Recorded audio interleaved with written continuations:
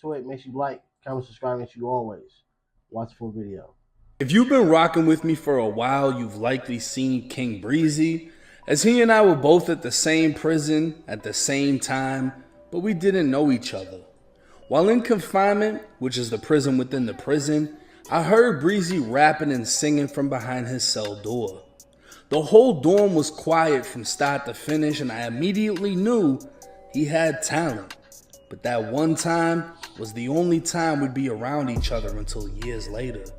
A mutual friend named Brando would connect us while Brizzy was still in prison. Brando, along with a few others I'd been in prison with, would all vouch for Brizzy as not only being on that, but being a genuine good person. I'd hear his story, how while in prison, Brizzy's little brother was murdered. Brizzy would be released, and shortly after, he'd be arrested for murder, charged with killing his brother's alleged killer. The news would paint a story of revenge, and the story would get even crazier when all... If it's something that you're going to go down for, that is, I guess that's something. Now, I'm not promoting that YouTube. I'm just saying. All charges against Brizzy were dropped due to lack of evidence. A Fort Myers man accused of murdering a father in South Lee County back in May is now back on our streets. Abraham Rivera was released from jail this week. He was initially charged with second-degree murder, accused of shooting and killing Eddie Powell Jr. at the Island Park Shopping Center off of 41. Investigators painted the act as a form of vengeance following an ongoing dispute between the two. We are still working to find out why the case against Rivera was dropped. I wasn't even thinking of YouTube at the time. This was something... That's crazy, because I mean, I barely watch the news now, but I've never seen them do that. I mean, for celebrities, like, famous rappers. Well, in his city, he probably famous, so therefore, that's probably why. Out of a movie or something that should become one. This was the life story every rapper wished they had, and everyone in Brizzy's circle knew the potential he had. Back in 2020, I dropped a 19-minute video on Brizzy, his music, and his story. To be in prison and hear your life story was being shared and you were amassing new fans, to hear your channel hit 1,000 subscribers in only a few hours, it must have been pure motivation for him to get out and take off in the music industry. He'd message me on JPay, a prison email system, showing appreciation, and me and Brizzy would establish our own friendship as time went on.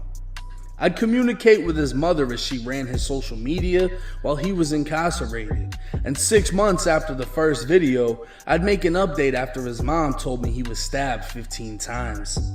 The video would keep his name ringing, and not long after, I thought I'd send him a surprise.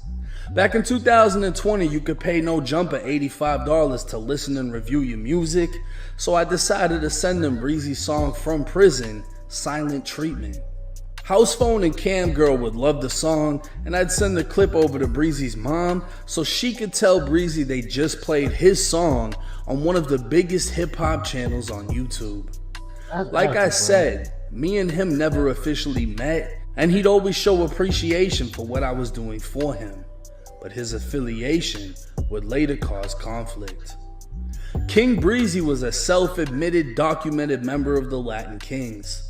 It was easy to see some of the people in his group wanted to reap the benefits of his talents, and because he was king, they felt as if they deserved to be the only ones he collabed with. This would lead to a failed prison YouTuber named King Domi. Domi would... So they wanted you to only collab with your own homies? No, you're not gonna make it like that, bro. You're not gonna go very, very far. No. Claim nobody knows Brizzy how he knows Brizzy, and that I was just trying to use his name for views, the same views that he wanted. What Domi's dumbass failed to realize was it was Brizzy himself who wanted to be on my platform, and the only reason I even did it was as a favor to our mutual friend. But in my eyes, if Domi's a king, he's a reflection of Brizzy. And if Brizzy can't get him to shut the fuck up, then Queen Domi will be the reason it all falls apart. So I took Brizzy's videos down. It wasn't until later speaking with Brizzy when he said fuck Domi, he doesn't even fuck with him. And as time went on, I'd eventually put the videos back up.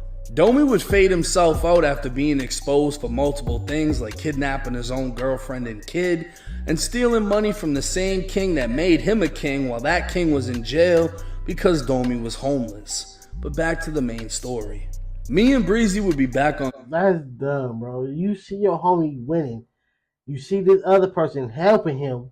Like, even if he is using him for views, them views are still going towards your homie. Your homie is still benefiting off this person still getting his views. No, bruh. No. Like, you hating for nothing. Bro, I don't care what hood you're from. I don't care I don't care if you're from a mafia. If you're doing music, no, they probably a little different. They probably a little different, bro. They probably a little different because they got the money that can be put behind you for you to go. But if not, in order for most artists to blow up, to bubble up, whatever, they gotta do them collaboration with other artists, and them other artists are going to be more than likely from another hood. So if y'all tell them you can only do music with us, you're not gonna go. You're gonna be a hood rapper. That's it. You're not gonna go global, bro. Because even if you're doing stuff with strictly just your homies, you only gonna get so many views. You gotta collab with other people. Your music gotta touch other people in other hoods in order for it to grow. Good terms after it was clear he was doing his own thing and his affiliation wasn't playing a part in his soon-to-be career. Brizzy wouldn't be released until October of 2022, and 3 months later, we'd meet up for the first time. Both Brizzy and Brando would fly up to Boston when we hit the club and casino. It was often asked of me to manage Brizzy, start a record company, etc., but it wasn't something I wanted to do or something I felt like I had the time to invest in. What I did say is I'll put him on however I can. Brizzy and Brando both offered money on multiple occasions for me to post him, but I never took it. I never actually profited off anything aside from the videos that I created, and I took pride in that. It's often asked what positive things I do with my platform, and to me, this was one. Finding someone in... That's active, bro. That's active. Like, again, I just said it on a video yesterday. People be like, mind you, hey, get your money though. But sometimes, bro, like, especially when it comes to to YouTubers or just anybody with on a nice fan base, whether it's Instagram, Facebook, whatever. People want to charge you crazy amount of fees just for you to share a video. All you're doing is sharing it, bro. You want $1,500 to $2,000, $3,000 for you to share a video? Really? It's like, bro, come on. You see, I'm trying to come up. Obviously, if I'm coming to you asking you to share it, you must be somewhat up, or you don't. It just be dumb, bro. Prison with talent and helping them find success. Smaller channels all wanted to interview Brizzy, knowing it wouldn't be long before he blew. But I told him don't do it. The biggest mistake I saw people make was jumping on every channel they can, repeating the same story instead of waiting. I only did an interview with Lockdown 23-1. My next interview would be years later on No Jumper, and in a day, it hit 1 million views. That interview currently sits at 6.5 million and is one of No Jumper's biggest interviews in recent years. So I gave Brizzy advice and he took it. That, and I had also already put him in contact with Adam22 to get him a No Jumper interview. But before the interview would take place, Brizzy was back in jail. He'd be charged with trafficking cocaine and fentanyl, along with weed and paraphernalia, after being pulled over in a car with 3 other people. Allegedly, the person who the drugs belonged to threw them in the back seat where Brizzy sat after being pulled over. Come on. From what I heard, the charges against Brizzy would be dropped when the person who actually owned the drugs stepped up and claimed them. Whether that's true or not, I have no idea. While in jail, Brizzy would be rearrested for punching someone in the face, resulting in dude's teeth being pushed back into his mouth. Brizzy would end up serving 1 year in county over this incident. Once back out, I had an interview with DJ Academics planned, and I invited Brizzy knowing it would be a good look for him to get next to academics. Brando, Brizzy, and two of Brizzy's people would come to Brooklyn, where we'd run into Tony Yayo at a hotel. Brizzy would meet academics, and we'd hit Stylets, where I lied at the club, saying he was my artist just to get him in the picture with me that they wanted to put on the celebrity wall. I took Brando's word that Brizzy was good people, and this being the second time we'd met, I agreed. He really putting this man on, bro, for nothing though. Just off the strength of the mutual friend. That's crazy. So I was willing to put him on off the strength. For the second time, I tried to set him up with a no jumper interview. Adam would agree, and dates were set. But yet again, Brizzy would be back in jail, and I'd have to let No Jumper know for the second time it had to be canceled. At this point, he was fucking my face up, and the reason he was back in jail? Apparently, he went to an Airbnb with some females who didn't even rent the Airbnb, but broke into the lockbox and got the keys, so they all ended up charged with burglary. I'd speak with Brando telling him I fuck with Brizzy, but I'm gonna cut ties as far as business goes, as he didn't seem to be taking anything serious. He'd say he appreciated everything I've done, but actions speak louder than words, and he'd keep getting arrested for dumb shit. The exact reason I didn't want to manage him in the first place, it would have been a financial loss. Brizzy would once again be freed, so we said fuck it.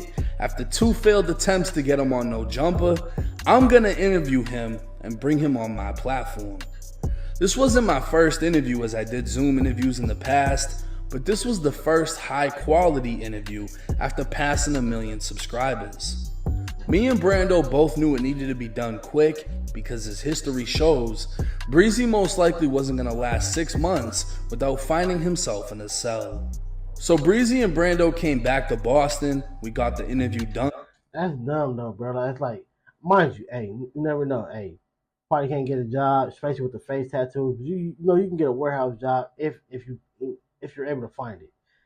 But it's like, you obviously you got the talent with the music.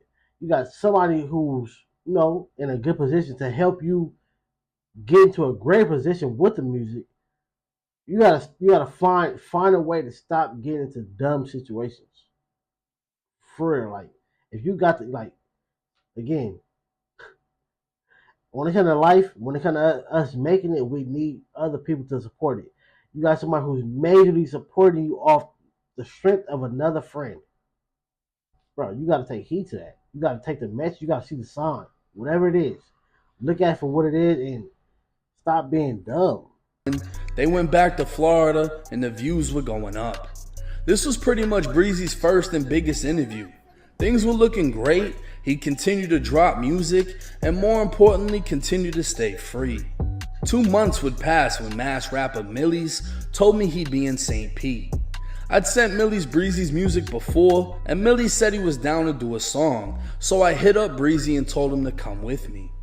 Brizzy would bring Kodak's cousin G1, who I also spoke with about possibly interviewing, and Brizzy and Millie's would speak in person on getting a song done. See, to me, we were just hanging out and networking, which is key to the business. Right. I was the one getting Brizzy into the right rooms, and all of this was done off the strength. We'd known each other for 4 years at this point, but this was only our 4th time linking up in person, and unexpectedly, everything was about to change. The DMs started coming in, then the comments. Paperwork had made its way to YouTube alleging Brizzy snitched in not 1, but 2 cases. I'd call him asking if he'd seen it before getting off the phone and sending him the link. He'd laugh it off, saying he'd put me in contact with his co-defendants, but I told him go live and explain it instead. I'd keep telling him to confront the situation, but he'd say he'd clear it up at a later time. He wanted to have his co-defendants present to apparently kill everything at once. So I asked him, is the paperwork real? Because if it is, they ain't gonna give a fuck about what the co-defendants say. True. The paperwork would state back in 2000. Facts. It's like if you snitch and then your co-defendant's like, man, yeah, he told on me, but I ain't even tripping. Like this, they still at home, we still good. No, man. It don't work like that. 2011, a home invasion took place. Officers would locate 3 juveniles, one of which was a then 15-year-old Brizzy, and the other a 15-year-old named Johnny Ward. Brizzy and Ward would be identified by witnesses and taken into custody, while the 3rd juvenile was released. At the Fort Myers Police Department, both Brizzy and Ward would be interviewed, and post Miranda, Ward would state that he, Brizzy, and 2 others went to the home of a weed dealer to steal his weed and money.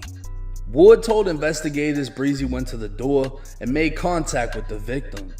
He said the other 2 and himself stood as lookouts until Brizzy came back out with the victim's property. So at this point, Ward not only admitted to the plan, he said everyone played a role, but mainly placed the blame on Brizzy as being the one who actually did the home invasion. Brizzy would be interviewed by investigators next. Brizzy would state he was at Ward's house with 3 others. He advised Ward said, "Let's do this," and they went to the victim's house. He advised he rushed the victim with another person, but said he didn't have a gun and only told the victim he did. Brizzy then advised everyone went inside the house and took the victim's property. So while Ward only said Brizzy did the home invasion, Brizzy said they all did. Looking back at the victim's report, the victim stated a masked Hispanic pointed a gun at him demanding money when 3 others came into the house. So it would seem Ward lied to police to protect himself and blamed Brizzy, while Brizzy told the truth and said everyone did it. Both Ward and Brizzy named Braha Fields and Kiera Florence in their interviews. Fields had been released because the victims didn't recognize him, and Kiera had temporarily got away. But with Ward and Brizzy's statements naming Kiera's picture would later be shown of the victim days later, where he confirmed she was one of the 4 that he saw inside of his house, and because of that, she'd later be arrested. Ward would be sentenced to 3 years in prison, Brizzy would be sentenced to 4, but Kiera would get it the worst. As part of Brizzy's plea deal, Brizzy would agree to testify truthfully and consistently with the proffer he gave against Kiera. Now, a proffer is a sit-down meeting between the defendant, his attorney, and the state. So in this case, Brizzy sat down with the state and gave evidence against Kiera in return for a lesser sentence. What's crazy is my co-defendant did the same thing. He gave a proffer against me and got lesser time. I got a letter while in confinement at the county jail stating my co-defendant was now a state witness, and Kiera would receive the same letter stating Brizzy was a state witness against her. She'd eventually be sentenced to 6 years and 3 months in state prison, as she was 18 at the time of the home invasion, while Brizzy and Ward were 15. But this was just the first case. A second case would state that after Brizzy was released from prison in 2015, he was riding passenger in a vehicle that was pulled over. Look, if you snitched, look, the upcoming artist right now, if you snitched on somebody, don't do it. I understand you probably got a major talent. I mean, look, unless you just 100% don't care, then do your thing. But if you care about it, if you know for a fact, if it comes to the light, it's gonna mess up everything that you built, and you're gonna disappear, and everything's gonna go downhill. Don't waste your time. Don't waste your time. When it comes to fame, once you get famous enough, somebody's gonna be hating, and if you got something that somebody can throw to the internet that's dirt on your name, they're gonna find it. They're gonna bring it. So don't waste your time. A firearm was found, along with marijuana, so Brizzy and the female driver were handcuffed and read their rights. Both agreed to speak, and Brizzy would state the firearm was not his, it was the female's. He advised he understood why the vehicle was stopped and that he was not wearing his seatbelt. He also stated he had just got into the vehicle a few minutes prior, and he noticed the vehicle smelled like marijuana. While at the jail, Brizzy advised the detective the firearm was behind the driver's seat, implying it was behind the female driver. When asked if his DNA would be on the firearm, Brizzy would say he wasn't sure. The female would also speak with officers saying she was unaware that the firearm and marijuana was in the vehicle. She stated that she believes they weren't in the vehicle until she gave Brizzy a ride to the store, and she didn't smell marijuana prior to him getting in the car. When asked what Brizzy was doing when they were pulled over, she'd say she was concentrating on driving and didn't see. Now, like I said, I texted Brizzy asking if the paperwork was real, and the next day he'd call me saying it was, with his own explanation. But I didn't want to hear it, because a phone call with me meant nothing. The narrative was less about him snitching and more about me being the so-called king of paperwork. It would be alleged that I must have known about his cases and covered it up for him, that I was selective politicking, and that I must have known he snitched, but because we were friends, I didn't expose him. On June 8th, Brizzy would FaceTime me with his co-defendants. He'd show me him with them, and Ward would take the phone saying the whole thing was being made into something it wasn't, and saying he wanted Brizzy to tell investigators there wasn't a gun. But I'm guessing Ward didn't know I saw the paperwork, where Ward clearly tried to blame everything on Brizzy. Kiera would then speak, and the first thing she said to me was, "See, look, y'all snitched on each other, basically. Well, not even basically. Y'all snitched on each other, but y'all still cool. See? And yes, if you would have went live, this is my co-defendant, and he snitched on me, and then I snitched on him. So no, it don't work, bro." Was when Brizzy snitched on me, I don't even consider that snitching. It was so long ago, and everyone was young. Now that right there was crazy as hell to hear, because she really wasn't helping his case at all. She'd continue on saying she was the one that had them in the streets, but like I said before, it didn't really matter what they said because the paperwork said enough. I'd end up repeating what I originally told Brizzy to them. Telling me about y'all's case is nothing because I'm not Brizzy's lawyer. I'm not here to defend him. The best thing y'all can do is make a video explaining y'all's side. I already told Brizzy I wouldn't be using my platform to defend him because it was on him to explain it. I told him me giving him the luxury of using my platform would be biased, and if I gave him that opportunity, I'd have to give it to every other rapper I've exposed. Yeah. The next day, I'd ask him if he was going to make a video clearing the air. He said he would, but he was still waiting on his co-defendants to make a video. He'd send me a video of Ward explaining things and keep texting me, and I'd tell Brizzy he really just needs to address it, and he'd swear he would. I'd send him 4 videos people made alleging I covered his. It's the dude, the king of paperwork, is giving you. He still basically giving you a major pass because the video just dropped. So therefore, he's giving you a major pass. Go, bro. Is this paperwork real? What's going on? Go defend yourself. Go say something.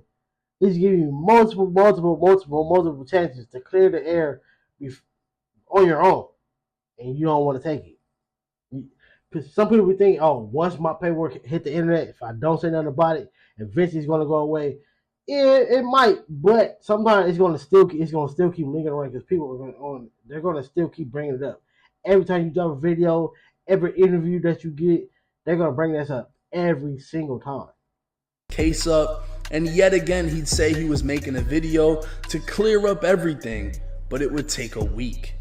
I'd tell him that's a long ass time to wait, and there's no point in waiting because whoever was looking into him most likely already requested his interrogation, body cam, proffer, and whatever else they can get. I'd tell him the video he was waiting to make was for him, and that I want my name cleared.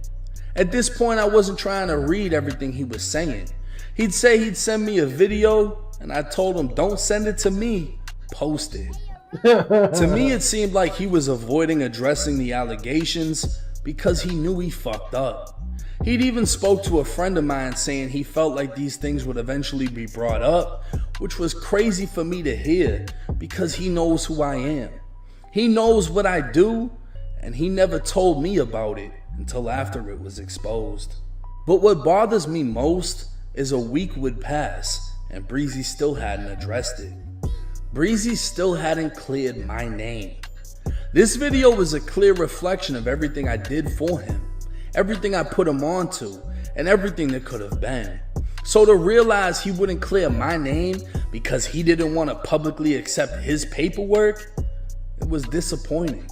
Because out of everything I could have charged him for, I felt like he at least owed me that. I told him I wouldn't be making a video on what took place, but he needed to address it. And now here I am making the video, because at the end of the day, I have my own name to defend along with my own brand. So ties between me and Brizzy are officially cut. And once again, the rumors that they tried to put against me are shot down. I was making videos about Brizzy within a year of starting my channel.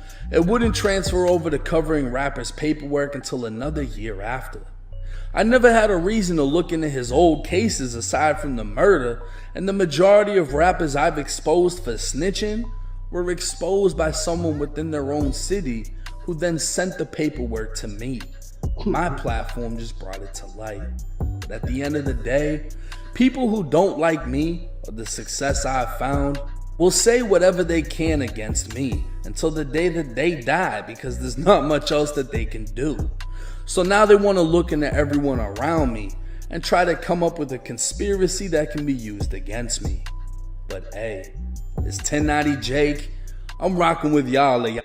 Yeah, that's crazy, my boy. Yeah, he majorly he for sure snitched, and for him not to clear at least 1090 Jake's name when he's been showing you nothing but love for free. Again, when it comes to a YouTuber with as many subscribers, or the fan base that 1090 Jake has, or hey, even more, they charge a nice fee for them to promote your video. Hey, even for I ain't gonna say nobody's name or what they charge, because I don't know 100% for sure, but I've heard there are people who do reactions who charging $700 to $1,000 or probably a little more just for them to react to your video. Your video is 3 minutes long, but they want some rack. They want a rack for it or a little more.